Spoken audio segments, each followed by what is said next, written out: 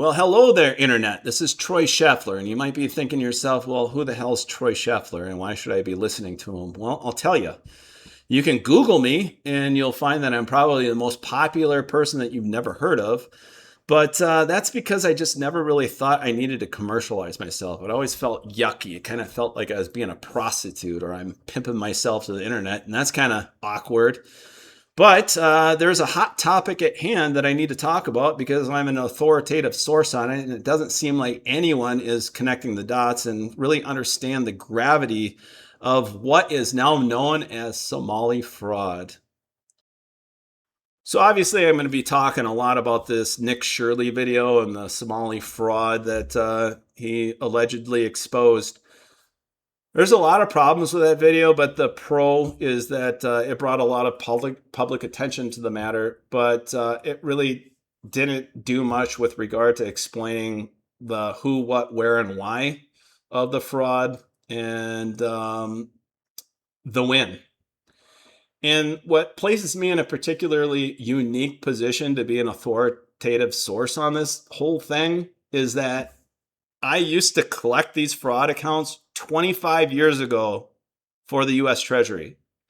So, yeah, I guess that would make me an expert on the matter. So it's not a new thing. I know Republicans want to make it seem like, oh my gosh, it's all Democrat fraud. No, it's a bipartisan fraud scam. They both benefit from it. They both want it. And I'll tell you this, it will not change. As long as everyone keeps in this paradigm of team red, team blue, nothing will change. Another thing that makes me an authoritative source on the matter is that I was born in Minnesota in 1976. That means I got to see all the social programs that have destroyed the state get implemented. From Section 8 to busing, to open enrollment, to all these other crazy programs, including the one that just came out this year where you get 20 weeks of paid time off for basically nothing. So that's going to be fantastic. I'm sure there won't be any fraud behind that. Furthermore, I've been trying to raise the alarm bell on this stuff because I've been aware of it forever and tried to run for politics. And I see how both parties will not only protect themselves and each other, but actually promote the fraud. And in that, I attempted to run for House seats, and I was raising the alarm bell of the invasion of the state. And again, the party that was the most hostile to me was the Republican Party. This is all a gimmick right now. This whole fraud thing is a gimmick, which leads me to another point, is that I'm an authoritative source because I'm currently in a federal lawsuit against a Republican state representative named Ron Krisha. What did Ron Krisha do? He defrauded the taxpayers $320,000 through the CARES Act PPP program. $320,000 a state rep. And it's a key Tom lawsuit. I'll make other videos on it, and we can all go through that whole lawsuit on a journey together. So I guess like and subscribe. That also led to the Republicans right now being that makes them look pretty bad since they're the ones screeching the most right now about fraud. That when that started coming out and I started spreading the news to all the House reps, that they had my email blocked from the entire House email server. Kind of a problem with the First Amendment. On top of that, the House Speaker and the House Leader, Lisa Damuth and Harry Niska, respectively, ended up writing an internal email that they sent out to all the House reps that was entirely defamatory and a complete lie, which they're getting sued over in federal court for. So we can also go through that in another video. So I take action. I put my boots on the ground and I get my hands dirty. And I do the right thing. I tell the truth, which is kind of a superpower of mine. So I never have anything to hide, which is pretty amazing. But let's start talking about the fraud and how it works. All right, obviously I'm going to be talking about Nick Shirley's Somali fraud video that went viral because it was completely astroturfed. But I wouldn't be making this video if it was a comprehensive video, because why reinvent the wheel? However, it wasn't competent at all.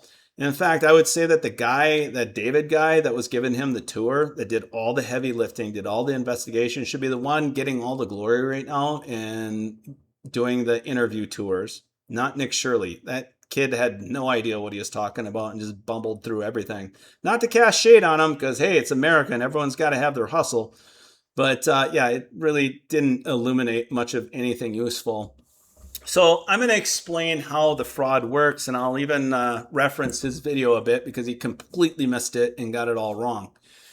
So he was in one of the buildings where he starts talking about healthcare companies, and he goes into one of them and starts talking about, oh, I'm here to get some healthcare. And that's not what those businesses are there to do. They're medical device companies, and they're associated with Medicare overpayments. And Medicare overpayments are exactly what they sound like. Medicare overpays a provider more than they should when they're getting invoiced. They see problems with the invoices and they're like, oh, whoopsie daisy, we accidentally overpaid you $1.2 million. Would you kindly return that money, Muhammad? Well, here's the thing, and I'll explain how the fraud works. And about 90% of the accounts that I worked were foreigners, largely from Africa and the Middle East.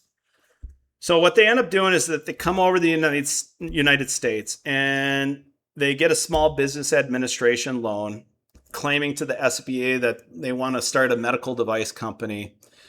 And they use the capital to buy some wheelchairs and some crutches or something like that, rent out a store space, and put up some stupid sign like the Leering Center.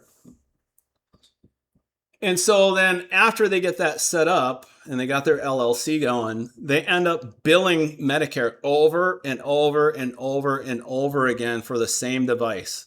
And then at the end of the year, Medicare catches on, or maybe the following year after that, they catch on. They're like, oh, whoopsie daisy, we accidentally paid you out $1.2 million more than we should have. Sorry about that. We didn't notice 3,000 duplicate invoices.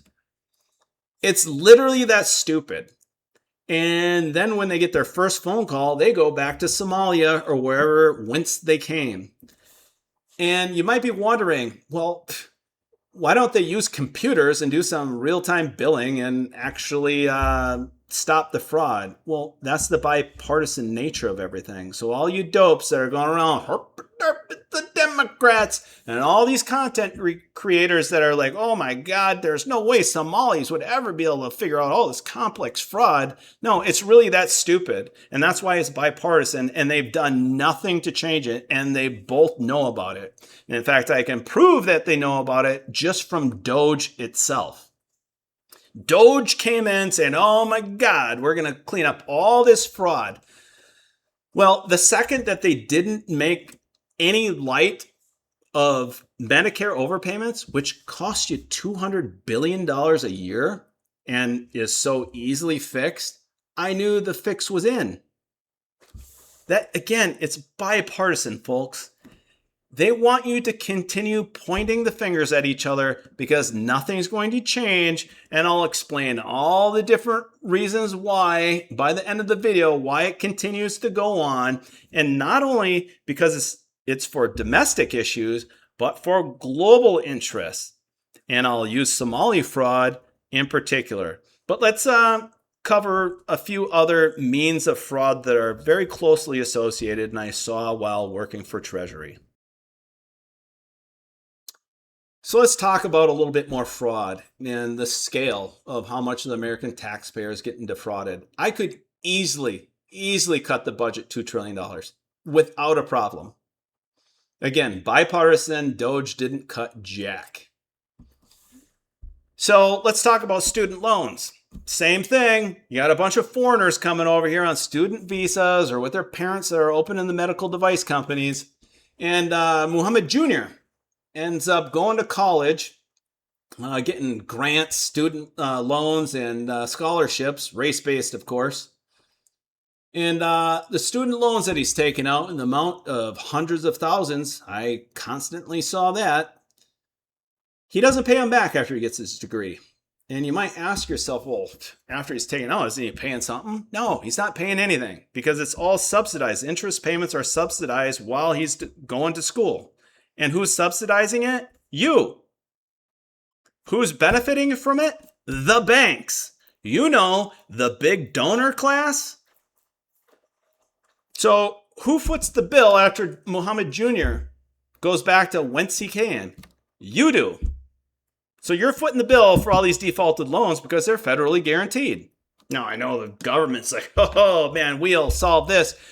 You can't file a bankruptcy on that. Well, you know who can't file bankruptcy on it? The American citizen. You know, your own kids that are stuck here that got a worthless degree because everyone told them to go to college. And then they get out and there's no jobs available. Yeah, that's who gets stuck with the no bankruptcy. All the while, Muhammad Jr. is laughing along with his parents about how many millions of dollars that they ripped off the American taxpayer, and neither party does a damn thing about it. So what's interesting about the whole scam is not only are they scamming, but the banks are scamming. And this is how they scam. Because they're federally guaranteed, they realize the capital gains that they get, but the losses get socialized on you. So capitalism's great for the banks when they're making money. Then all of a sudden when they're losing money, or they should lose money, and then all of a sudden we're going to socialize the losses. It's exactly what happened with Wall Street and the mortgage crisis, 2008, everything else. The banks were giving out all these garbage loans, got to keep all the money they made out of all that fraud. But when it caught up to them and everything imploded from all the scams, you got to pay for their losses. So they double dipped. And you put up with it. Team red, team blue. It's pathetic. So you want to know another scam? Okay, let's talk about another scam. And this is super widespread too. See, all this fraud is a way to get around politicians actually writing bills because all this money getting redistributed would be highly unpopular. So you get taxed without representation, and somehow it's legal. It's kind of funny that you can legally defraud the American public, but that's what's going on. So here's another scam, is lawsuit settlements. So the government ends up entering in some sort of consent decree or lawsuit settlement through some race-based discrimination claims that are just absolutely absurd and aren't realistic. But since the government wants to redistribute your money to other demographics, they go along with it. And then they tell you, oh, well, the courts we got to pay the money. And so you don't need a bill to then pay out all this money. It's a way to get around you. So, like, there's a lot of lawsuits that come out saying, oh, the school district is underfunded and it's all because of racism. And so then they sue, they set up a lawsuit, and then the government just instantly settles. And then they tax you for it. And they don't need to pass a bill for it. See how the scam works? And I'll tell you, the granddaddy that I know of, which is my favorite scam, was the Pigford lawsuit. Now, the Pigford lawsuit, and you probably don't know about this because God forbid anyone does any investigation on their own, and you know mainstream media is not going to talk about it. And well, these talking heads don't have enough life experience to even know how this works. But Pigford was a lawsuit that black farmers brought against the USDA. So you had a scam artist attorney of a particular tribe that rounded up black farmers and said, hey, this is the rub, guys. We're going to sue the USDA claiming that you were discriminated against for these farming loans that you were turned down on. Wink, wink. And they're like, okay, cool. We're down with the Gibbs. And so they sue the USDA. The USDA is like, well, wait a second here. This is so long past the statute of limitations. We could raise this as an affirmative defense, and your lawsuit is DOA. It would have been that easy to swat down that lawsuit. No different than how easy it would be to stop the overpayment fraud. But they don't want to.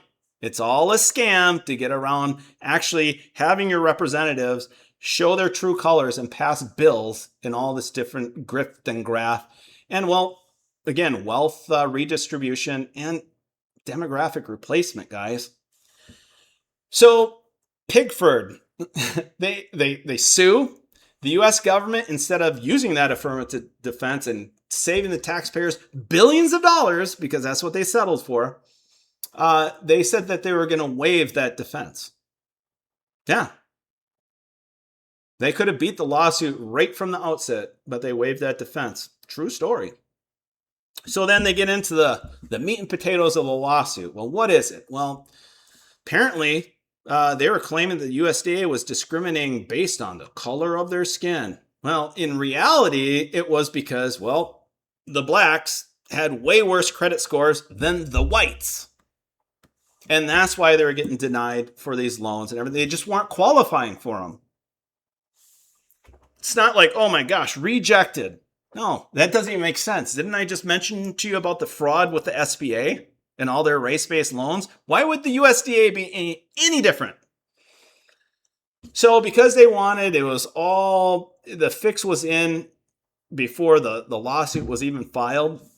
They ended up agreeing to billions of dollars in settlements to where you got all your tax money redistributed to black farmers. Now, I don't know if you're like me, but I've never met a black farmer. But a ton of money went that direction. And it gets worse. So Obama then gets elected and then starts Pigford 2. He ended up renewing the application period for all the settlement payouts and then expanding those who qualified. And basically, this is the qualification. If you're not a white male, you qualify. You could have planted something in your house, like a sunflower or something like that, and as long as you weren't a white male, you qualified. Again, true story, billions of dollars. See how they worked around you being represented? Again, this happens over and over and over and over again. A lot of times with school districts. A lot of times with like housing developments and everything else. This is the hustle. You're paying for your literal replacement in so many different ways. All right, now to the bipartisan effort to continue the Somali fraud and how the feedback loop was started and why it persists. And it's like anything else that's bipartisan in this country. It's because it's in the interest of Israel, and Israel owns your entire government. Yes, you are foreign occupied. Spoiler alert. And yes, all your presidents, at least since I've been alive, have been owned by Israel. Look at the numbers. Look at the top donors. Look at Trump's top donor, Sheldon Adelson, Miriam Adelson. Obama's no different. Biden was no different. Just follow the money, folks. This isn't complicated. It's all there at your fingertips of the internet. So that leads me to talk about the clean break memo and the PNAC list. And by the way, Trump's on recording saying that Israel should rightfully control Congress. People like Pelosi, if you want to talk about the Democrats, she's on video talking about how our aid to Israel will continue even if the Capitol crumbles. You're not a serious people, which is why you don't have a government. I guess you were too busy with sports ball and high fructose to see your country being stolen. And in fact, they created their own feedback loop to where they started bribing Congress people to then pass bills to give them even more money to then bribe more Congress people to then get more money and start war after war after war after war to where we're now $40 trillion in debt, largely due to never-ending wars in Israel and promoting their agendas over anything that would be good for the American public, which is why tens of billions of dollars unanimously passes instantly for Israel through Congress, but they sit and partisan bicker over like $1 million for disaster relief to the American public. Yeah, that's happening, folks. It's reality. You can ignore reality all you want, but you can't ignore the consequences of ignoring reality. I was also a tribesman or tribeswoman named Ayn Rand. In any event, Netanyahu's also on recording saying that they can get Israel can get the United States to do anything they want. He's not wrong. I mean, he's standing in front of Congress lying about Iraq, saying there was weapons of mass destruction. Was he held accountable for lying? Of course not. And it was kind of odd because Saudi Arabia was behind 9/11, but yet we invade Iraq? That's kind of bizarre, isn't it? But that leads me to talk about the PNAC list. The PNAC list, Project for Our New American Century. And it was a think tank that kind of guided our foreign relations, we'll call it. In other words, most people would call it war, but I guess now we just call them conflicts to get around the Constitution. So on this list, these countries should sound familiar. You had Iran, Iraq, Afghanistan, Lebanon, Libya, Syria, Somalia. Yeah, you've been spending tens of trillions of dollars, and it's exactly why you're $40 trillion in debt, and we're scrambling to cut all this spending, even though Trump just passed the big, beautiful bill, or yet his fourth record spending bill. It's incredible. The cognitive dissonance in this country is just off the charts. I mean, just imagine. You got Team Red that loves the guy who created the fake vaccine but hates the fake vaccine. You got Team Blue that loves a vaccine but hates Mr. Operation Warp Speed. I mean, it's just bizarre. But again, that's the whole divide and conquer. I guess you guys were too busy watching sports ball and ingesting high fructose to really pay attention. You know, bread and circuses, divide and conquer. The most basic political tactics that have been around for millennia. You still haven't figured it out. So that's the PNAC list. Then you got the clean break memo, where Israel, because Netanyahu's on recording saying they can get Americans to do anything. The clean break memo was when Israel realized this and were like, well, wait, why are we using the weapons that we get for free from Americans through extorting them for their tax money? Why don't we just keep those in on top of taking all that? We're going to have the United States shed their own blood, blowing everyone up for us. What a great idea. And that's what we've been doing. Country after country after country after country. And I would be willing to bet that we will be at war with Iran by the end of 2026. We're doing our best to provoke them. So put that on the agenda. And I guess if I'm wrong, you can never listen to me again. But I'm pretty sure I'll be correct. In fact, we're already bombing them not too long ago. Remember the 7-day war from the Prince of Peace? So, how does the feedback loop work, and why is it bipartisan? Well, that's easy enough if you've been paying attention. Well, you had George Bush, who started bombing Somalia because of the PNAC list. Establish a refugee class, then establish special refugee status to them and started importing them to places like Minnesota, knowing that they would commit a ton of fraud because there's a ton of programs out there they created just for that. So then the fraudsters then send all these billions back to Somalia to where, depending on if you're Team Red or Team Blue, you'd call them terrorists or rebels or freedom fighters, whatever. Pick your poison. So then they buy more weapons, and then that gives the military-industrial complex continued reasons to continue to bomb Somalia. In fact, your Prince of Peace has bombed Somalia more than any other president. That's interesting.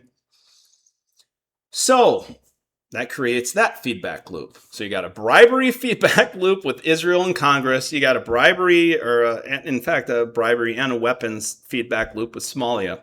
And that led to the establishment of Somaliland, which just happened this week, by the way. Israel recognized them as their own independent state. That's weird.